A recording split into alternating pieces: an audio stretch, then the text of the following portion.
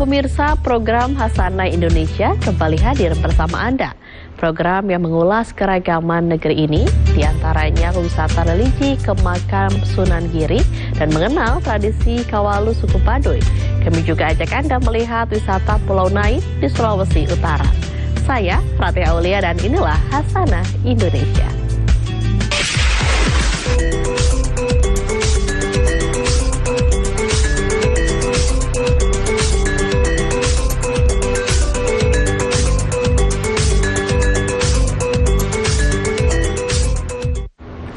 Masjid Lao-Tse dikenal sebagai masjid yang menjadi jembatan penghubung Islam dengan warga etnis Tionghoa. Ornamen yang khas seperti kelenteng pada bangunan masjid dibuat agar umat Tionghoa tidak canggung saat masuk ke dalam masjid.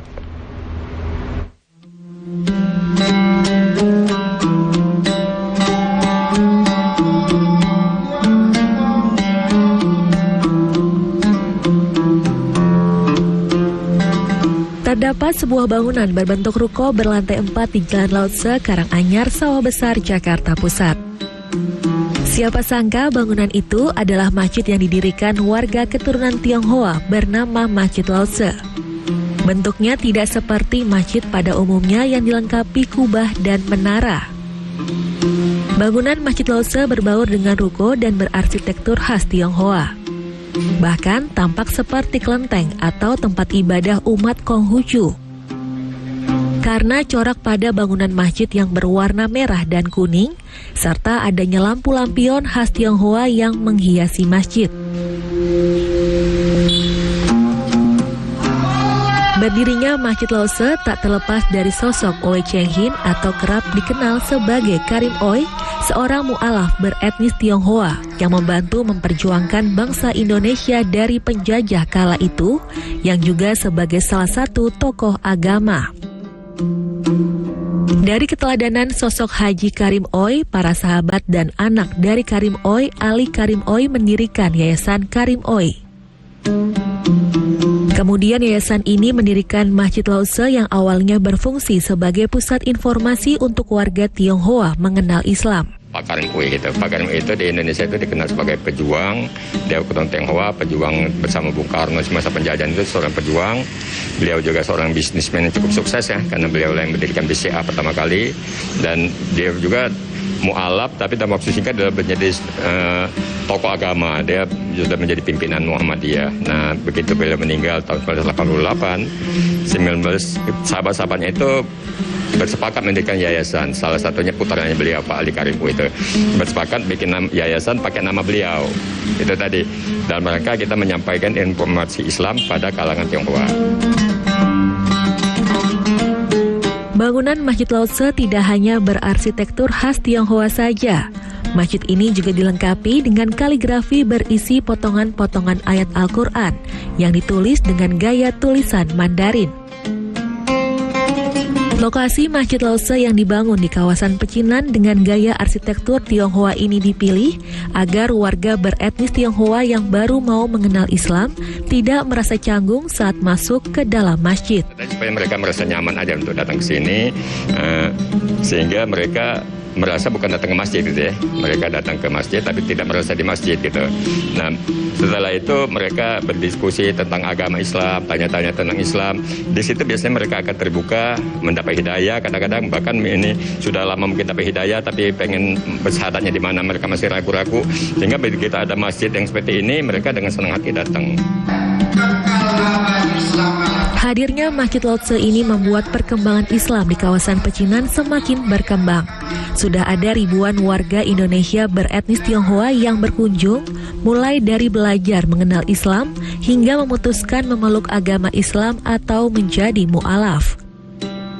Kehadiran Masjid Lao-Tse di tengah-tengah kawasan Pecinan diterima dengan baik dan tidak pernah mendapatkan perlakuan diskriminatif dari lingkungan sekitar. Merasa sangat bermanfaat keadaannya Masjid Lao-Tse ini, yang tadinya mungkin lingkungan sini nggak begitu dikenal, sekarang bisa dikenal sampai keluar negeri juga bisa kenal, ada nama Lao-Tse, Masjid Lao-Tse itu satu hal yang sangat mereka ikut bangga juga dengan keadaan Masjid Lao-Tse. Di samping kita juga memang ada kegiatan-kegiatan kita yang mencoba berbagi dengan saudara kita dari kalangan yang mungkin perlu dibantu di sini, seperti kita bagi-bagi sembako, kita kalau mereka dapat tertimpa bencana, kebakaran, kebanjiran, kita bantu dengan kita berikan bantuan. Itu sebenarnya mereka merasa ya keberadaan kita nggak ada masalah bagi mereka ya. Mereka sangat senang sekali.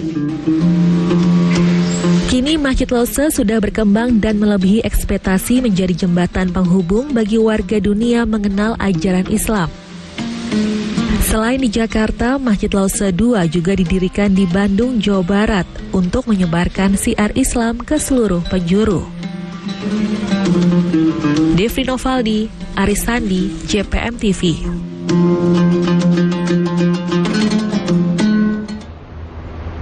Komunitas Onta Merah melakukan gerakan bersih-bersih masjid tanpa dipungut biaya alias gratis. Para relawan komunitas ini menyasar masjid di wilayah Jabodetabek.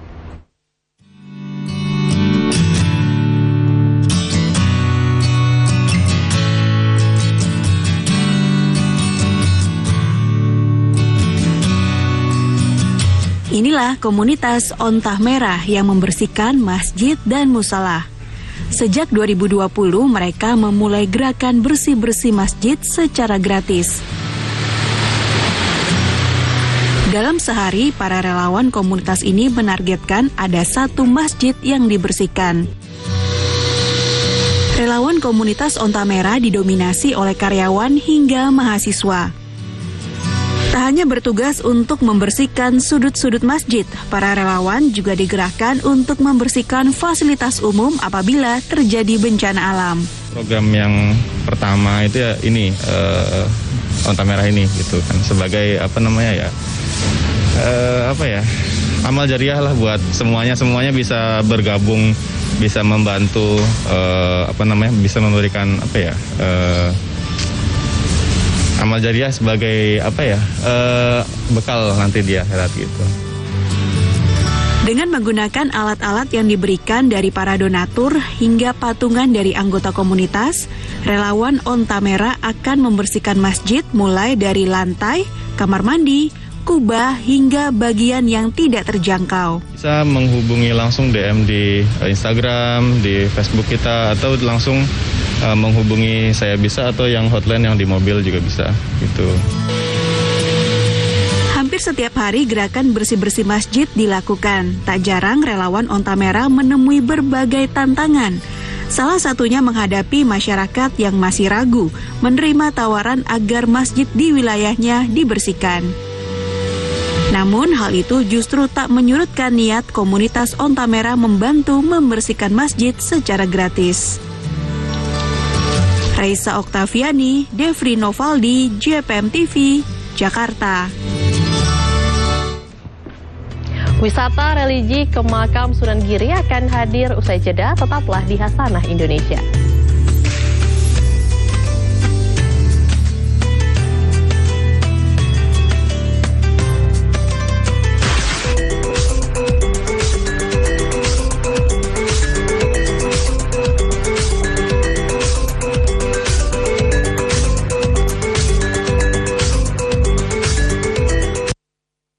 Ketua Komisi Pemilihan Umum Kabupaten Bangkalan menimbang dan seterusnya, mengingat dan seterusnya, dan memutuskan keputusan Komisi Pemilihan Umum Kabupaten Bangkalan tentang penetapan pasangan calon Bupati dan Wakil Bupati terpilih Kabupaten Bangkalan tahun 2024. 1. Menetapkan pasangan calon Bupati dan Wakil Bupati Kabupaten Bangkalan nomor urut 1 Saudara Lukman Hakim SIP MH MH dan Saudara Mohfausan Ja'far SAG SHMH dengan perolehan suara sebanyak 319.072 suara atau 60,17% dari total suara sah sebagai pasangan calon Bupati dan Wakil Bupati terpilih Kabupaten Bangkalan periode tahun 2024-2029 dalam pemilihan Bupati dan Wakil Bupati Kabupaten Bangkalan tahun 2024. Dari 150 kali gempa tersebut, 2 diantaranya memiliki kekuatan signifikan. Selama ini pabrik rumahan tersebut memproduksi arak jenis Trobas tanpa izin. Untuk keripik singkong dan jagung ini sangat murah meriah. 5 kapal penumpang ini diberangkatkan secara bergiliran sejak pagi hingga petang. Para tersangka memalsukan beras SPHP yang dikemas menjadi beras premium. Dugaan sementara kebakaran dipicu oleh korsleting kelistrikan mobil. Saksikan Jatim Awan hanya di JTV. Tino iki pojok kampung nyopo reko maneh karo berita-berita basa Surabayaan sing kasil dikelompokno kru JTV teko pirang-pirang daerah nduk Jawa Timur. Geni semu blok gede ambek meratak cepet iki ngentekno bangunan gudang kaya nyimpen palet karo para dayo kudu desek-desekan kanggo oleh kurma gratis. Pihak sekolah ngomong banjir gelek kedadean nang mangsa rendeng. Tibake pemandangan alam Bromo ancen uapi. Upaya ngevakuasi loro ula piton gede sing mangkon nduk sak iterane Semeru kudu tetep waspada.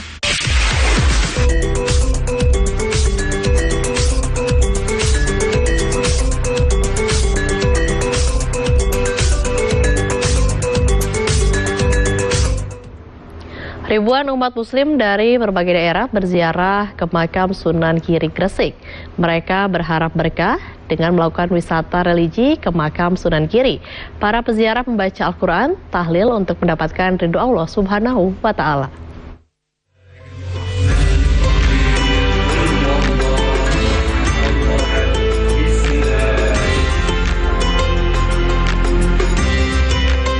Usai salat maghrib, masyarakat dari berbagai daerah berdatangan ke makam Sunan Giri di Kebon Mas, Gresik, Jawa Timur.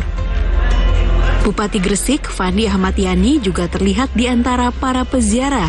Mereka melakukan tabur bunga di makam Sunan Giri, salah satu sunan yang melakukan syiar Islam di Tanah Jawa, khususnya di wilayah Gresik. Gerakan perekonomian yang sangat luar biasa.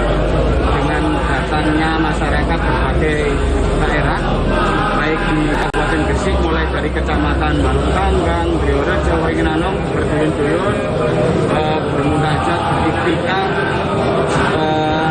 di makam Sunan Giri ini. Tentunya ada multiplier efek, yaitu pemulihan ekonomi yang sangat luar biasa. Ramainya peziarah di makam Sunan Giri membuat Jalan Raya Giri hingga perempatan Kebomas ditutup total.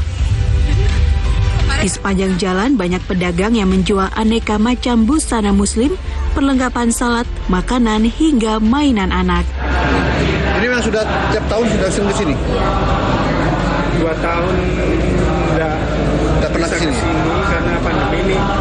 Akhirnya juga lagi perasaannya. Perasaannya gimana?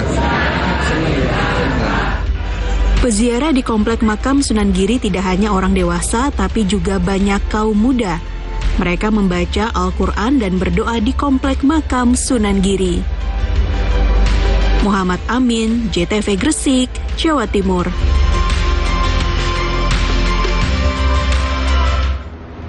Menelusuri peristiwa masa lalu era kolonial Belanda dapat dilakukan di Museum Taman Prasasti Jakarta. Di museum ini Anda dapat melihat koleksi prasasti para tokoh dan pelaku sejarah.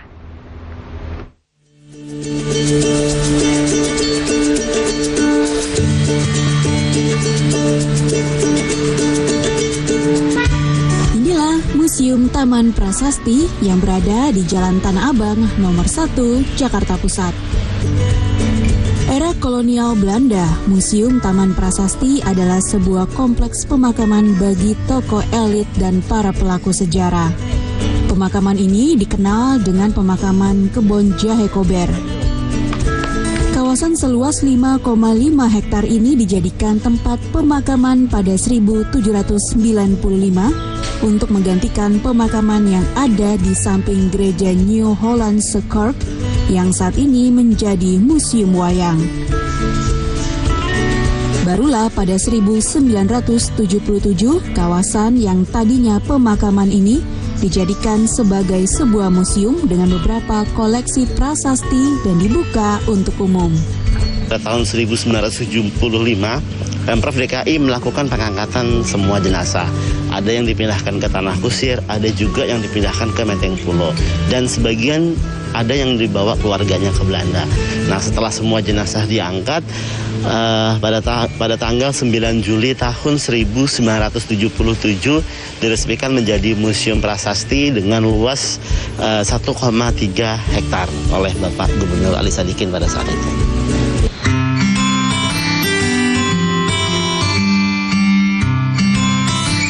Museum yang menjadi cagar budaya ini memiliki koleksi prasasti berupa batu nisan dan juga makam berjumlah 1.372 koleksi.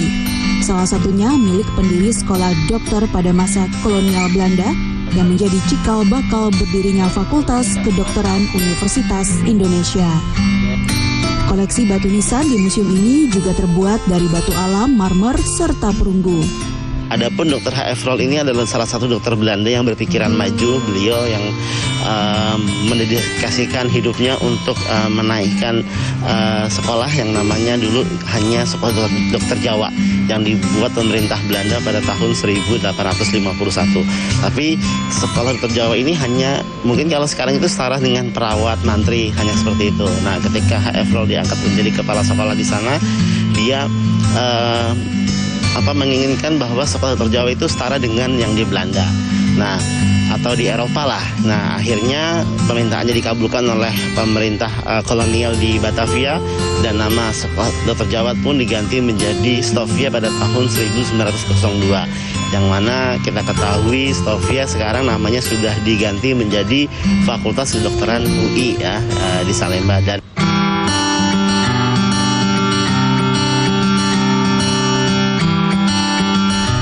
hanya menyimpan koleksi batu nisan para tokoh era kolonial Belanda saja. Di sini juga terdapat 2 buah peti jenazah yang digunakan untuk membawa jenazah Soekarno dan Muhammad Hatta. Ya, kita merawat peti jenazah proklamator kita, yaitu Bapak Soekarno dan Bapak Muhammad Hatta. Ya, jadi itu peti asli yang mana peti Pak Soekarno itu dibuat oleh Yayasan Palang Hitam yang dipergunakan untuk membawa jenazah beliau dari RSPAD Gatot Subroto menuju ke Wisma Yaso yang sekarang jadi Museum Satria Mandala. Ya, dan kalau peti yang dibuat oleh khusus untuk Bapak Muhammad Hatta itu peti yang dibuat oleh Yayasan Bunga Kamboja yang digunakan untuk mengantar sampai ke Tanah Kusir tempat beliau dimakamkan.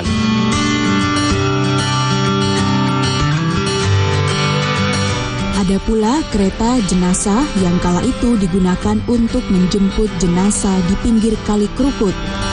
Jumlah kuda yang menarik kereta jenazah sesuai dengan strata sosial orang yang meninggal. Semakin tinggi strata orang yang meninggal, semakin banyak kuda yang menarik kereta tersebut. Jika Anda tertarik belajar sejarah di Museum Taman Prasasti, buka setiap Selasa hingga Minggu. Devri Novaldi, Ari Sandi, Sebastian Dimas, JPM TV, Jakarta. Tradisi Kawalu suku Baduy akan hadir di Hasanah Indonesia usai jeda. Tetaplah bersama kami.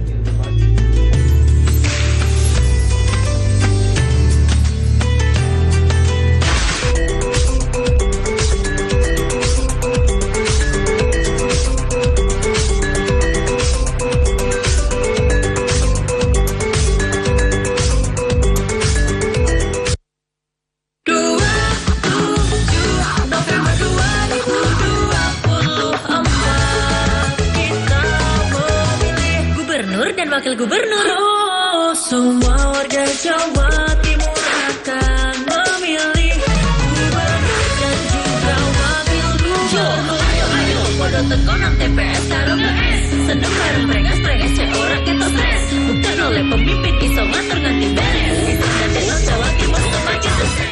Selamat berjumpa dalam program Jatim Gaspol, gagasan politik Jawa Timur.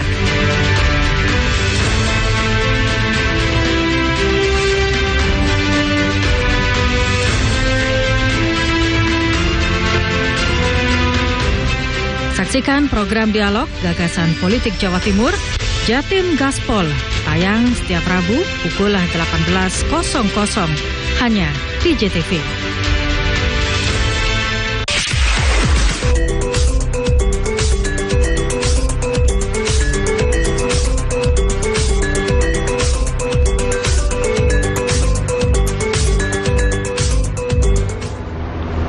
Selama tradisi Kawalu, perkampungan masyarakat Baduy Dalam di pedalaman Kabupaten Lebak, Provinsi Banten tertutup baik bagi wisatawan domestik maupun mancanegara.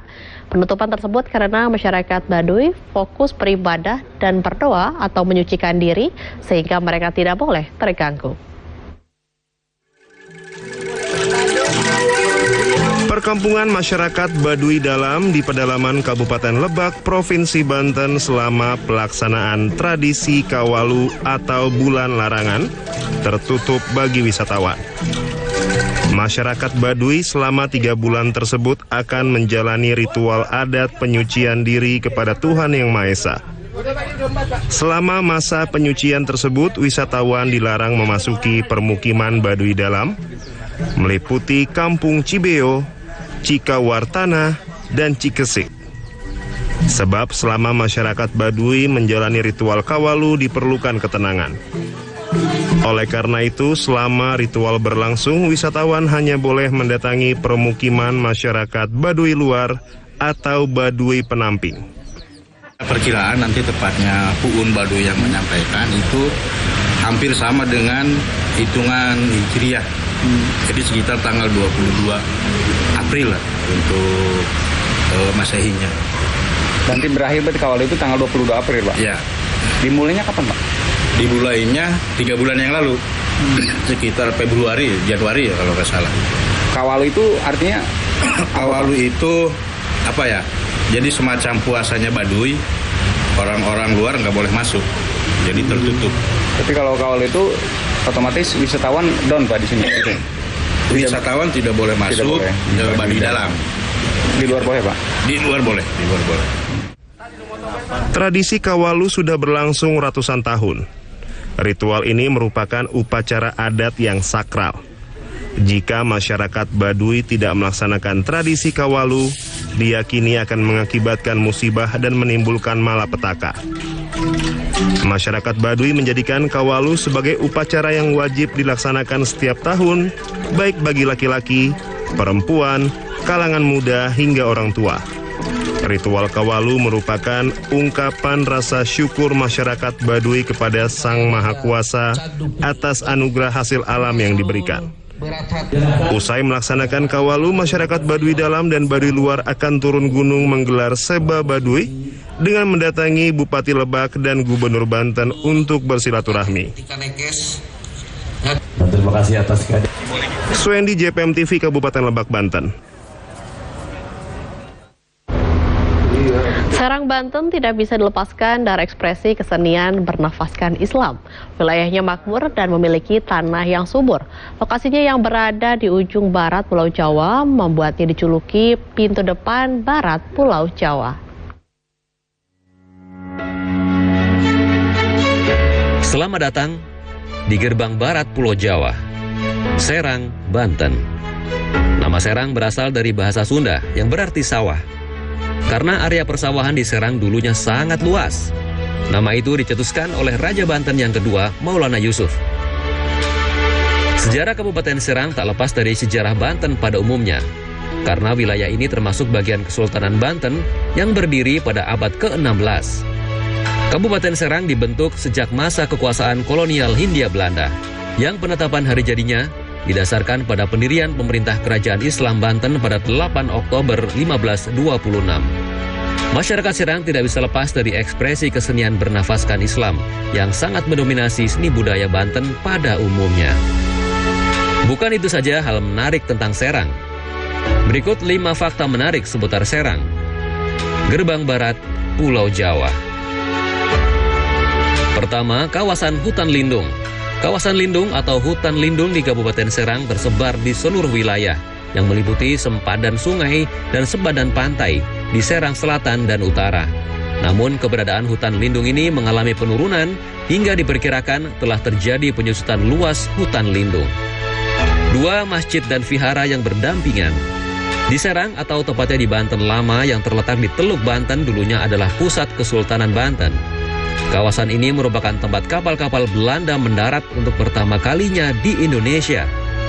Di daerah ini terdapat 2 situs sejarah religius, yaitu Masjid Agung Banten dan Vihara Avalokiteshvara. 3. Kesenian debus. Debus merupakan salah satu atraksi kesenian kebanggaan yang tumbuh di wilayah Serang. Permainan debus bernuansa magis, terkadang membuat miris dan ngeri yang melihatnya.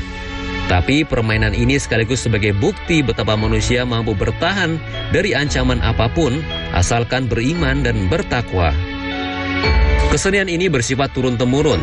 Tidak ada lembaga formal untuk mempelajari debus. Semua berlangsung informal dan tradisional, serta tumbuh di daerah pedesaan tanpa rekayasa, trik atau tipuan. 4. Lahan pertanian yang luas.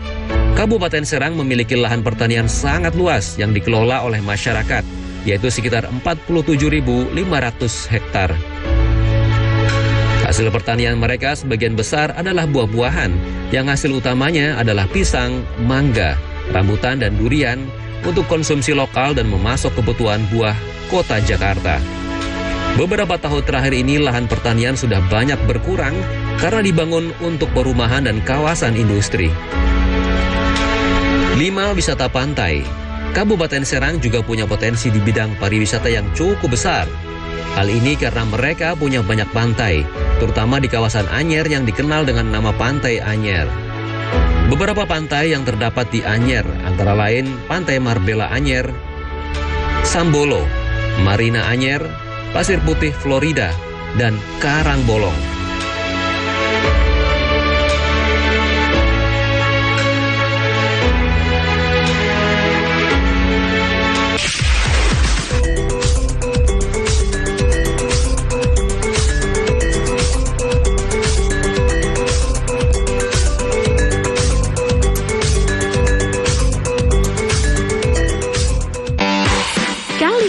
Di tahun 2025, Kenduren, Festival Durian dan Buah Unggulan Jawa Timur kembali hadir dimeriahkan Bazar UMKM, live music, game, door prize, dan acara menarik lainnya.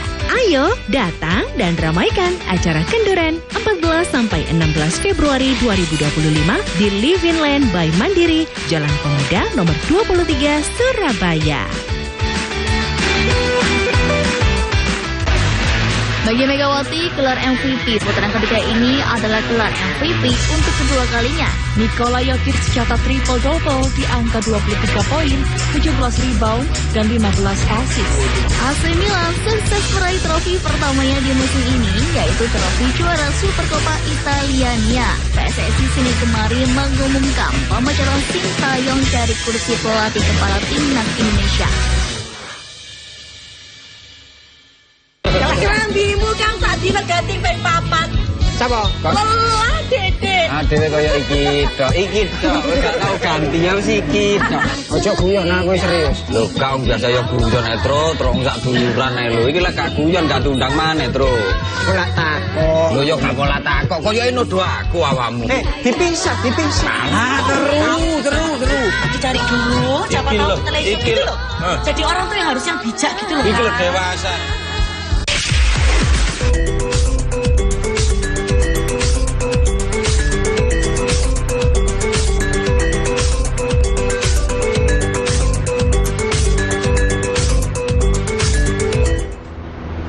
Kota Bambu Selatan, Jakarta Barat kembangkan sentra kreatif budaya Betawi.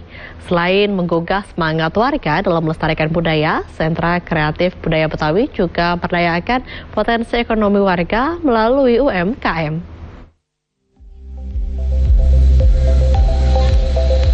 Banyak cara untuk melestarikan budaya, salah satunya dengan pengembangan sentra kreatif budaya Betawi yang dilakukan di Kelurahan Kota Bambu Selatan, Palmerah, Jakarta Barat.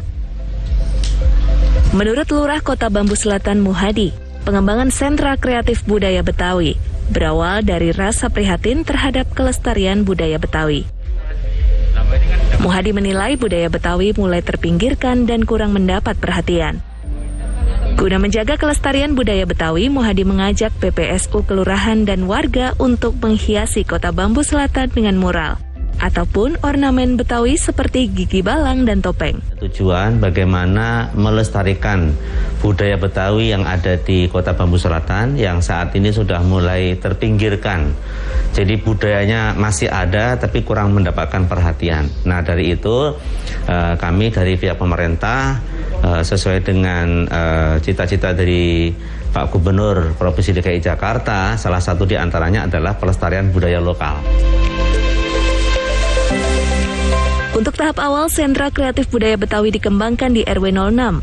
Pemilihan RW 06 sebagai RW percontohan Sentra Kreatif Budaya Betawi bukanlah tanpa alasan.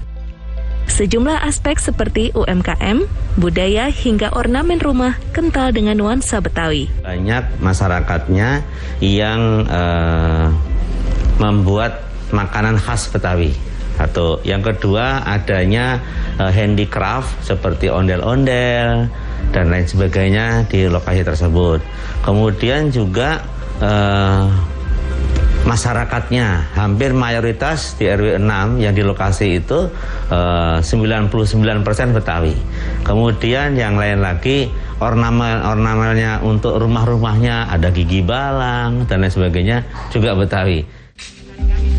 Dalam pengembangan Sentra Kreatif Budaya Betawi, Kelurahan Kota Bambu Selatan mendapat bantuan dana, salah satunya dari program CSR PT PLN. Meski baru diresmikan pada bulan November 2020, nuansa Betawi Kota Bambu Selatan menjadi daya tarik untuk menggait wisatawan. Daya tarik ini pun dimanfaatkan warga untuk mendapatkan tambahan penghasilan melalui UMKM. Hampir di setiap depan rumah warga terpampang nama UMKM yang dikembangkan, mulai dari souvenir, makanan, minuman, hingga barang kerajinan lainnya. Awalnya saya memang belajar tahun 2018, itu hasil binaan dari PLN Peduli. Terus saya kembangkan usaha ini jadi kayak suatu penghasilan gitu. Ini kan bentuknya souvenir ya. Jadi banyak pesanan-pesanan untuk souvenir-souvenir. Masih banyak minum, alhamdulillah. Saya seminggu bisa habis 80. Yang mesen sih ini kayak ada hajatan. Terus orang pesen-pesen datang. Anak muda, orang tua, semua minum. Tak hanya mengembangkan UMKM, Kelurahan Kota Bambu Selatan juga menjaga kelestarian budaya Betawi melalui kesenian seperti palang pintu, pencak silat, dan gambang kromong. Saat ini dari total 9 RW, baru RW 06 yang menjadi percontohan Sentra Kreatif Budaya Betawi. Namun rencananya semua RW di Kelurahan Kota Bambu Selatan akan dikembangkan menjadi Sentra Kreatif Budaya Betawi. Sebastian Dimas, JPM TV.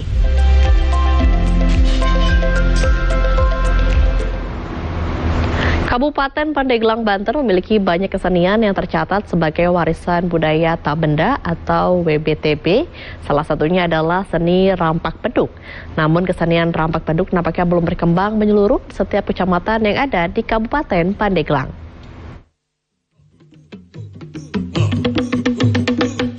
Rampak beduk merupakan kreasi seni permainan alat musik beduk yang khas dari Provinsi Banten. Rampak beduk sendiri memiliki arti serampak beduk, atau dengan kata lain seni beduk dengan menggunakan banyak beduk dan ditabuh secara serempak sehingga menghasilkan irama khas yang enak didengar.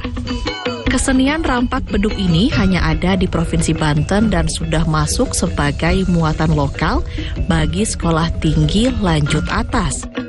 Seiring dengan perkembangan zaman, rampak beduk dinilai masih belum dapat dikreasikan atau dikembangkan di seluruh wilayah yang ada di Banten. Hal tersebut dikarenakan kurangnya inovasi dari para seniman rampak beduk yang berakibat kurang diminati para siswa. Berkenaan dengan hal tersebut, salah satu sanggar budaya yang bernama Balai Seni Ciwasiat yang terletak di Kampung Ciwasiat, Kelurahan Pandeglang, Kabupaten Pandeglang, Banten, bekerja sama dengan Kementerian Pendidikan dan Kebudayaan, Riset dan Teknologi, Direktorat Jenderal Kebudayaan, mencoba melakukan upaya penciptaan kreasi baru seni rampak beduk yang dikolaborasikan dengan kesenian daerah di kecamatan yang berbeda. Tujuannya adalah untuk mengembangkan seni rampak beduk dan memberi wahana inovasi para pengembang seni rampak beduk yang ada di Kabupaten Pandeglang. Pemilik Balai Seni Ciwasiat, Rohendi, mengatakan konsep kegiatan kolaborasi seni rampak beduk ini adalah menggali, membina, dan mengembangkan potensi kesenian di beberapa kecamatan yang dinilai memiliki kesenian daerah yang menarik. Kegiatan tersebut sudah dimulai sejak September 2021 lalu dengan proses tahapan antara lain pelatihan dan penataan, perekaman audio, pengambilan video, hingga acara puncak penilaian karya yang digelar secara virtual pada 20 November 2021. Terdapat 5 kreasi kolaborasi rampak beduk yang akan dipilih menjadi 3 kolaborasi terbaik.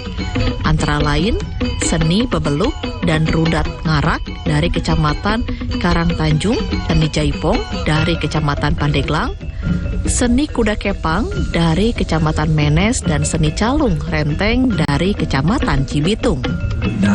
Ya, konsep kegiatan karya inovatif ini adalah menggali, membina, dan mengembangkan. Menggali itu seni-seni yang hampir punah seperti calung renteng, rudat, kuda kepang. Itu kita gali, kita belajar dari dia, kemudian kita terapkan, dikolaborasikan dengan seni rampak beduk yang sudah kita kuasai. Jadi mudah-mudahan seni asalnya menjadi lestari, kemudian kolaborasinya menjadi garapan alternatif bagi masyarakat Pandeglang, Banten, dan Indonesia. Karena ini karya-karya baru semua. Sekarang ada 5 karya baru yang kita kolaborasikan dengan 5 kesenian yang berbeda di 5 tempat yang berbeda dengan para pemain yang berbeda. Jadi semua pemainnya anak-anak muda.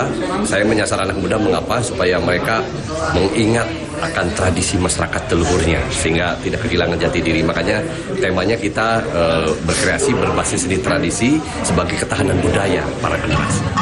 Sementara itu, perwakilan Kementerian Pendidikan dan Kebudayaan, Fatwa Yulianto, mengatakan melestarikan kesenian daerah bukan hanya tugas pemerintah pusat, melainkan pemerintah daerah pun harus turut serta berperan terhadap pengembangan potensi kesenian daerah. Menurutnya, perhatian pemerintah pusat terhadap kesenian daerah, khususnya yang ada di Provinsi Banten, cukup tinggi. Hal tersebut dibuktikan dengan beberapa pembinaan dan pelatihan terhadap para pelaku seni dan budaya di daerah Provinsi Banten. Ya baik lagi ya, tugas ini kan nggak cuma hanya tugas pemerintah pusat ya, dan juga pemerintah daerah. Jadi kita harusnya saling bersinergi aja sih pada program-program, dan bantuan ini hanya seperti stimulus dan yang nanti sifatnya juga bisa diberikan juga kepada pihak yang sama. Jadi harapannya bisa diberikan kepada pihak yang lain juga gitu. Jadi perhatian ya secara jelas ya kita concern ke situ, dan ini juga kan rampak beduk juga merupakan warisan budaya tak benda yang sudah ditetapkan kan ya. Jadi kita harus lestarikan, dan nggak cuma hanya pemerintah pusat dan daerah, tapi juga stakeholder semua yang terkait yang dalam pelaksanaan ini. Ya, kita sebenarnya punya beberapa UPT ya di daerah ya. Salah satunya Balai Pelestarian Budaya. Sebenarnya nggak cuma kayak perwakilan pusat yang di daerah itu ada semuanya gitu kan. Rasanya semua juga ada. Bantuan juga nggak hanya dari kita aja, tapi di UPT kami juga ada fasilitasi dan ada pembinaan juga kepada pihak-pihak terkait. Dalam kegiatan tersebut, kolaborasi seni rampak beduk dan tari jaipong menjadi yang terbaik kategori aransemen musik dan tari. Sementara kategori video terbaik diraih oleh kolaborasi rampak beduk dan seni calung renteng. Yusef Kurnia, JPM TV, Pandeglang, Banten.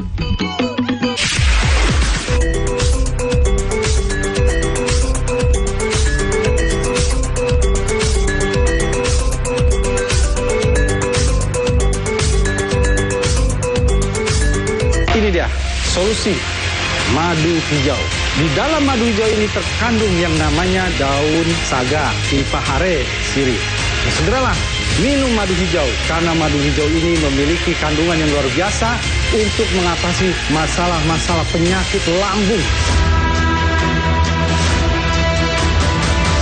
Madu hijau diracik dari berbagai macam daun herbal pilihan yang aman dan tanpa efek samping.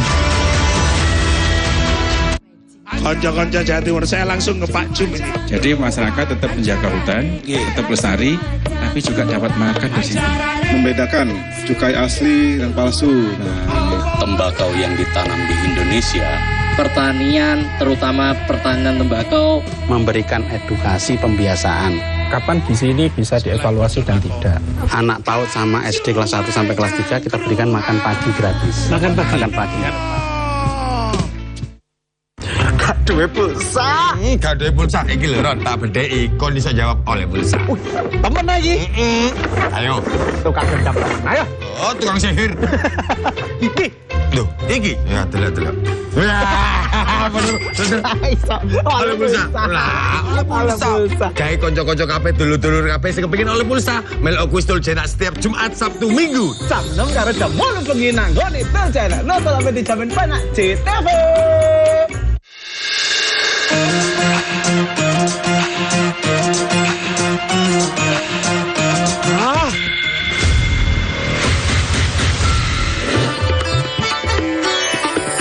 Wow. Aha. Wow.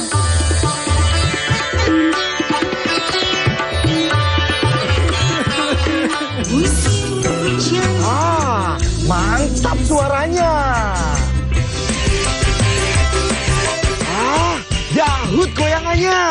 Stasiun dangdut digoyang sama Yahut.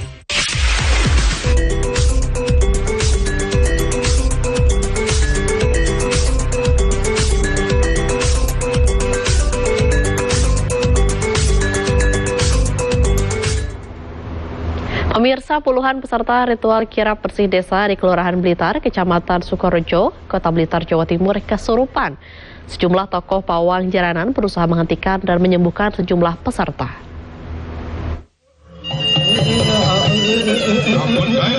Ritual bersih desa di Kelurahan Blitar Kota, Kecamatan Sukorejo, Kota Blitar, Jawa Timur diwarnai kesurupan massal. Puluhan peserta kirap tiba-tiba mengamuk dan mengejar penonton. Beberapa warga yang menyaksikan ritual bersih desa panik berlarian karena takut. Peserta yang kesurupan mulai sadarkan diri setelah beberapa tokoh pawang jaranan turun tangan membacakan doa. Ritual bersih desa tersebut digelar di kantor desa Kelurahan Blitar dengan mendatangkan ratusan peserta seni jaranan untuk membersihkan desa dari berbagai bentuk gangguan. Selain juga untuk melestarikan budaya jaranan yang sudah mulai dilupakan. Lurah Blitar Titi Kristina mengatakan ritual bersih desa merupakan kegiatan turun-temurun dilakukan masyarakat. Selain melestarikan tradisi, juga memohon kepada Sang Pencipta agar masyarakat desa setempat diberikan keberkahan dan keselamatan dari berbagai mara bahaya. Mara bahaya, bersih dari hal-hal yang akan mengganggu ketentraman, keamanan, dan keharmonisan warga kelurahan.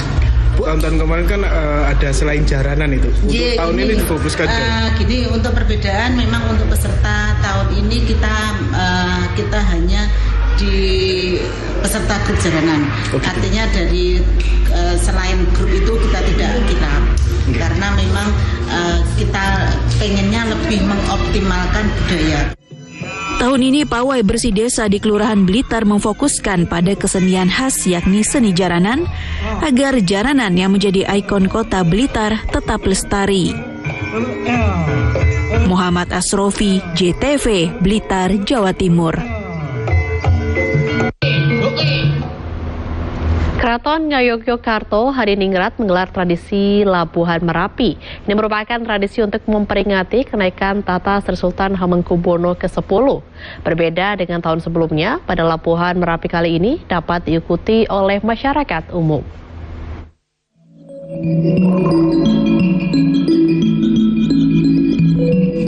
Keraton Ngayogyakarta Hadiningrat menggelar tradisi Labuhan Merapi untuk memperingati kenaikan tahta Sri Sultan Hamengkubuwono ke-10. Acara dimulai dari petilasan Mbah Marijan di Dusun Kinahrejo, Umbul Harjo, Cangkringan, Sleman.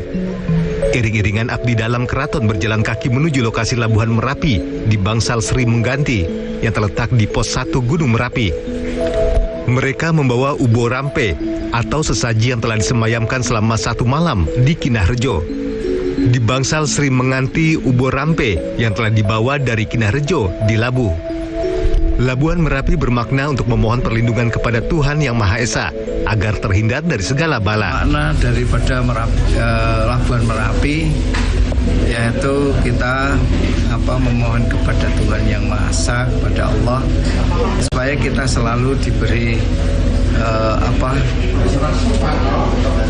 keamanan atau dijauhkan dari segala bala. Sementara itu, masyarakat umum antusias untuk mengikuti tradisi Labuhan Merapi. Ya, saya kan belum pernah. Saya orang Jogja. Jadi, ya pengen tahu Labuhan ini tuh kayak apa begitu. Berbeda dengan tahun-tahun sebelumnya, pada tradisi Labuhan Merapi kali ini, masyarakat umum dapat mengikuti jalannya acara tersebut dari Kinahrejo hingga Sri Mengganti. Febian Dery, JPM TV, Yogyakarta.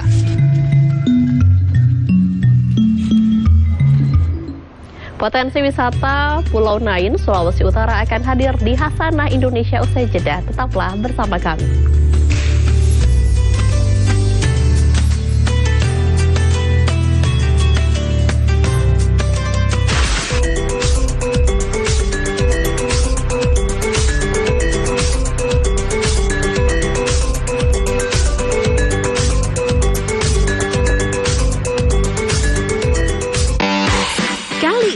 Di tahun 2025, Kenduren, Festival Durian dan Buah Unggulan Jawa Timur kembali hadir dimeriahkan Bazar UMKM, live music, game, door prize, dan acara menarik lainnya. Ayo datang dan ramaikan acara Kenduren 14-16 Februari 2025 di Living Land by Mandiri, Jalan Pemuda nomor 23, Surabaya.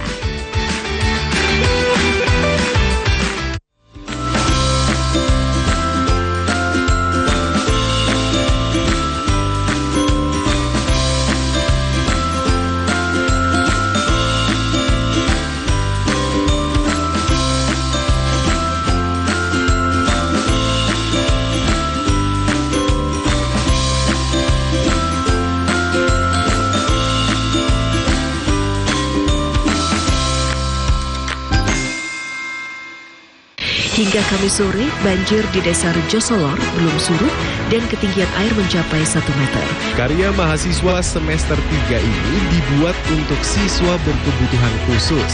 Pelaku berhasil ditangkap anggota Jatanras Polda Jatim di wilayah Madiun. Tempat ini menjadi salah satu pilihan bagi masyarakat yang ingin menikmati liburan akhir pekan bersama keluarga.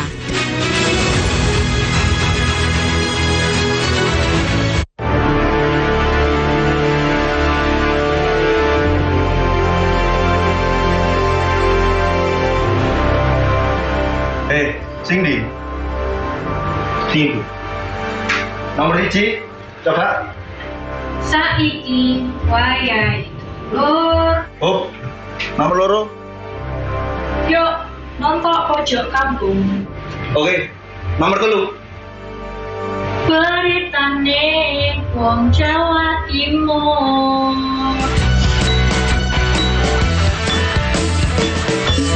Pojok kampung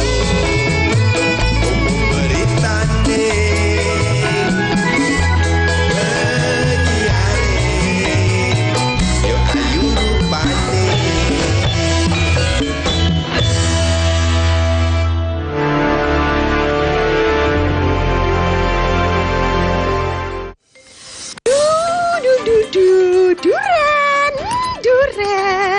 Wis ngidam ket 2 tahun wingi. Aduh, akhirnya. Oke, kasih suwe-suwe. Tak coba durian iki. Mantap. Iki jelas enak, ambune wangi. Lah kok anyep. Aduh. Kok iso ya? Aku tuku kok. Jelas iki enak. Dagingnya tebel. Malah gak situ mangan duren kan aku ngene iki. Duh, anyep kabeh. Halo. Pak Pecat. Apa nang ndi? Tak telok-telok lho Ning, awakmu mangan kok gak mbok entekno. Ya, iki lho aku kuwi jam duren wis 3 tahun wingi. Lah, aku tuku duren anyep kabeh gak enak. Mangkane ta lah, tuku duren iku nek nggone sing terpercaya ae. Nggone acara Kenduren JTV. Mulai tanggal 14 sampai 16 Februari 2025. Panggone ndek Living Land by Mandiri. Jalan Pemuda nomor 23 Surabaya. Terus ono pasar duren teko sak Jawa Timur. Hiburan ono, yo akeh tur prese. Mantap. Iso mangan duren 50.000 sak blengere. 50.000 sak blengere. Wih, berarti aku iso tuku duren 50.000, iso nyanyi joget-joget entuk hadiah. Iya. Mantap iki. Ya wis ngono aku kate budal iki ning. Ya aku melak ya. Melak. Oh iso budal lo dhewe. Aku ambek pacarku. Cenglu. Ayo, wis cenglu Chandra, cenglu.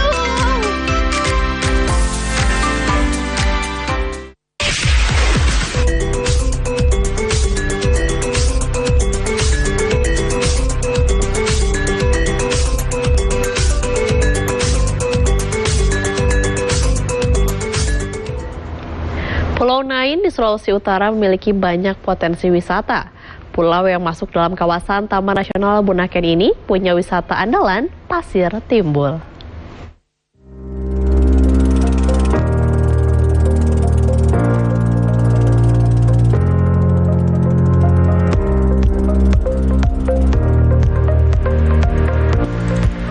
Nain di Kecamatan Wori, Kabupaten Minahasa Utara sangat berpotensi menjadi tempat wisata wajib bagi para traveler, baik dalam negeri maupun luar negeri.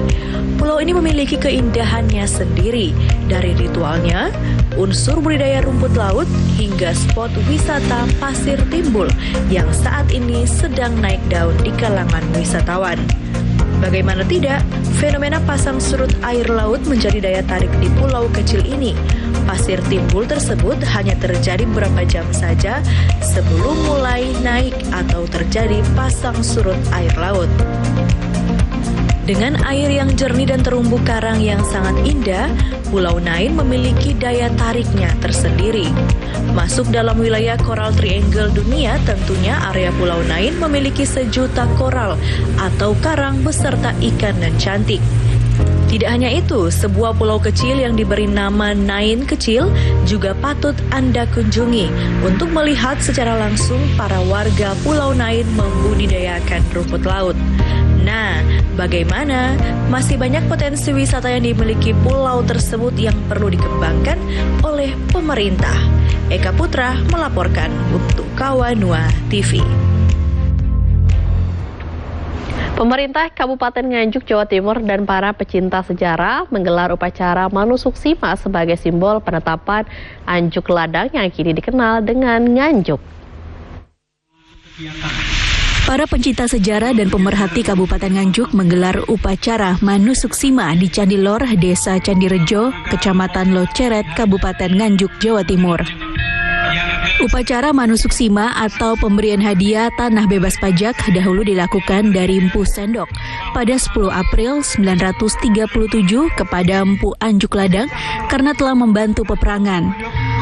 Upacara diawali dengan teatrikal peperangan antara Kerajaan Mataram dengan Sriwijaya yang dibantu rakyat Katikan Anjuk Ladang yang tidak disangka dimenangkan oleh Sriwijaya. Untuk memperingati kemenangan, maka dibangunlah tugu yang disebut Jaya Stamba, yang juga candi yang saat itu disebut sebagai Candi Lor. Prosesi upacara Manusuksima diawali arak-arakan prajurit menghadap Empu Sendok, diiringi penari cantik nan lemah gemulai, tanda sukacita kemenangan peperangan. Upacara Manusuksima dimulai dengan memenggal kepala ayam dan membantingkan telur pada batu sima, serta menebar debu ke angkasa sambil mengucapkan doa.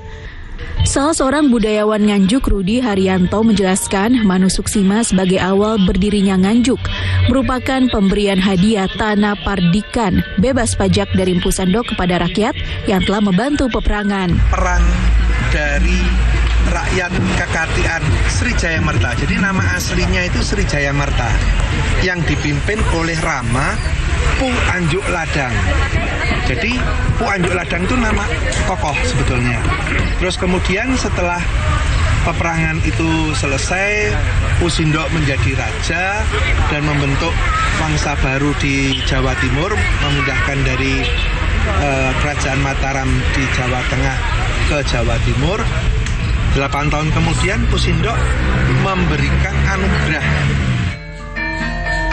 Para pecinta budaya Nganjuk berharap tradisi seperti ini akan terus digelar oleh pemerintah Kabupaten Nganjuk dan mendapat perhatian dari dinas terkait. Ahmad Syarwani, JTV, Nganjuk, Jawa Timur.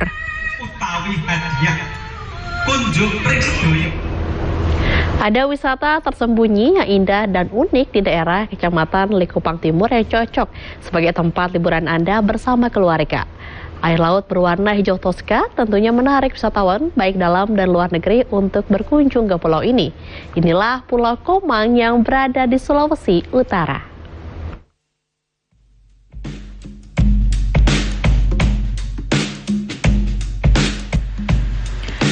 Minahasa Utara, salah satu kabupaten di Provinsi Sulawesi Utara yang sedang digenjot pada sektor pariwisata. Memiliki kawasan ekonomi khusus pariwisata di Likupang, Kabupaten Seribu Waruga ini menyimpan sejuta tempat wisata pantai yang menakjubkan untuk dikunjungi.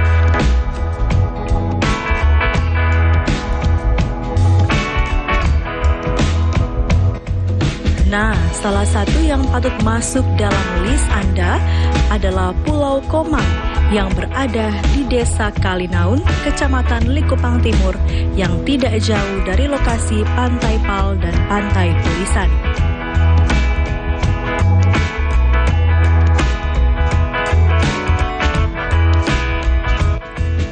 Jalan untuk ke Desa Kalinaun dapat diakses dengan kendaraan roda 2 maupun roda 4. Penduduk yang ramah serta desiran ombak di pantainya akan menyambut Anda saat berkunjung. Untuk ke Pulau Komang, Anda dapat berjalan kaki bila air laut sedang surut. Namun bila air laut sedang pasang, pemirsa dapat menyewa perahu nelayan yang ada di Desa Kalinaun dengan biaya Rp10.000 hingga Rp20.000 per orang. Hanya butuh 10 menit, Anda sudah sampai di Pulau Komang. Nah, di pulau ini Anda dapat melakukan pendakian singkat ke puncak pulau untuk menikmati pemandangan yang luar biasa indah.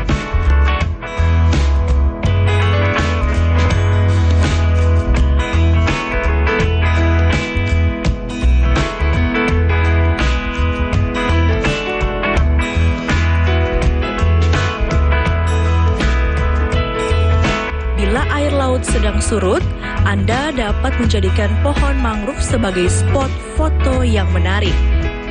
Salah satu penduduk sekitar, Mustar, mengatakan sejak dibuka 3 tahun yang lalu, pulau ini selalu ramai dikunjungi warga bila akhir pekan telah tiba. 3 tahun lalu.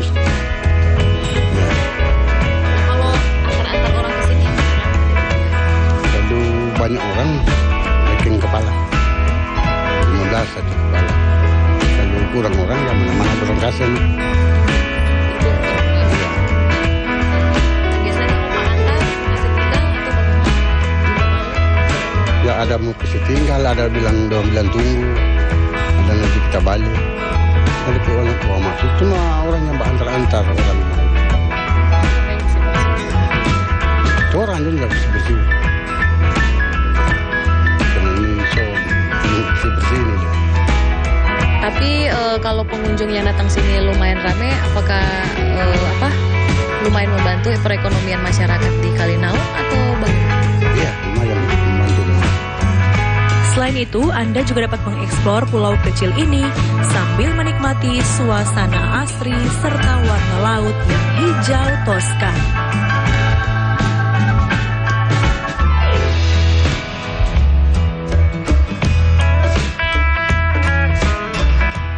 Minahasa Utara memang menyimpan banyak tempat wisata yang tersembunyi yang dapat Anda nikmati bersama keluarga ataupun teman.